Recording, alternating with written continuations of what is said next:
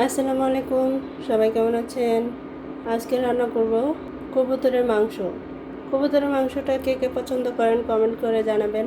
আর আমি কিভাবে রান্না করি আপনাদের সাথে তাই শেয়ার করতেছি, দেখতে থাকুন। প্রথমে হাঁড়িটায় জাম বসিয়ে দিয়েছি।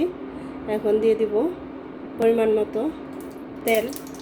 তেলটা হয়ে এসেছে, দিয়ে দিচ্ছি পেঁয়াজ কুচি। পেঁয়াজগুলো ভালোভাবে ভেজে নিব। আমি 2টা কবুতর রান্না করব। এইখানে দিয়ে দিচ্ছি 1 কাপের বেশি হবে পেঁয়াজ কুচি। পেঁয়াজটা একটু ভাজা ভাজা হয়ে এসেছে। এখন আমি এখানে দিয়ে দিব কয়েক ফালি কাঁচামরিচ আর গোটা গরম মশলা।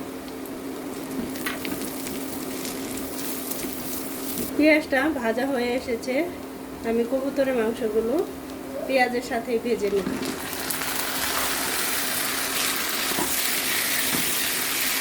পেঁয়াজের সাথে কিছুক্ষণ ভেজে নিয়ে তারপর দিয়ে দিব মশলাগুলো।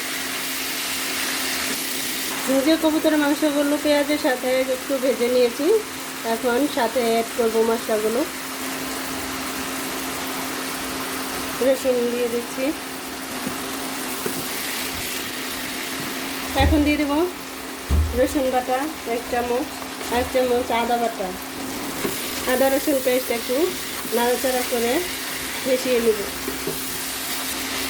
তারপর দিয়ে দিচ্ছি 1 চামচ হলুদ গুঁড়া, 1 চামচ মরিচ গুঁড়া, 1/2 চামচ ধনিয়া গুঁড়া, 1/2 চামচ গরম মশলার গুঁড়া, আর একটু দিয়ে দিব সামান্য 5 ফোড়নের গুঁড়া, স্বাদ মতো লবণ দিয়ে দিব।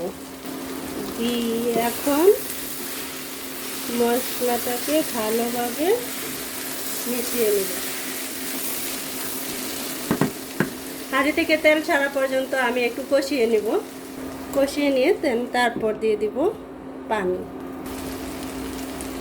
এখন 1 চামচ জিরে গুঁড়া দিয়ে আমি আর একটু নাড়াচাড়া করে নিয়ে দেন পানি অ্যাড করব। আমি পানিটা দিয়ে দিচ্ছি। এখন 10 মিনিট রান্না করে নেব। মিনিট 5 পরে এসে দেখি তরকারিটা জাস্ট ওয়াও।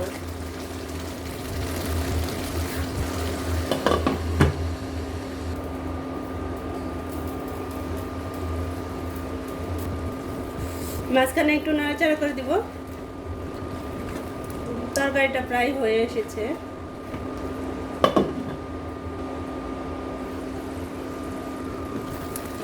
তরকারিটা হয়ে এসেছে, মাশাআল্লাহ।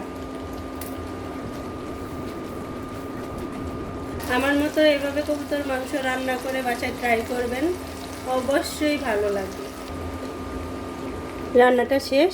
পরবর্তী রেসিপি দেখতে হলে আমার পেজটি ফলো দিয়ে ইউটিউব চ্যানেলটি সাবস্ক্রাইব করে পাশে থাকবেন। রান্নাটা কেমন হলো কমেন্টস করে জানাবেন। ভিডিওটা লাইক করবেন, কমেন্টস করবেন, শেয়ার করবেন। সবাই ভালো থাকবেন, সুস্থ থাকবেন। আল্লাহ হাফেজ।